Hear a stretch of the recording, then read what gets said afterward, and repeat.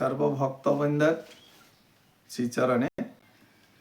গীতায় বলেছেন, ভগবান বলেছেন, যে ব্যক্তি শাস্ত্রবিধি ত্যাগ করিয়া নিজের ইচ্ছা অনুসারে কার্য বা আচরণ করেন, শাস্ত্রবিধি না মেনে, তার কোথায় এবং কখনো সফলতা, মোক্ষ বা কোনো প্রকার সুখ শান্তি প্রাপ্তি হয় না।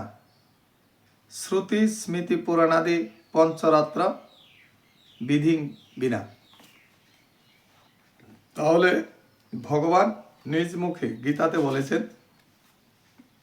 যিনি গীতাকে না মেনে, ভাগবত না মেনে, চৈতন্য চরিতামৃত না মেনে, 4 বেদ না মেনে, 18 পুরাণকে না মানে এবং নিজের ইচ্ছাকৃত যে ধর্ম আচরণ করে, অধর্মকে যিনি ধর্ম বলে মানেন, বলছে তার কখনো কোনো সফলতা, মোক্ষ বা কোনো প্রকার সুখ শান্তি প্রাপ্তি হয় না। হরে কৃষ্ণ।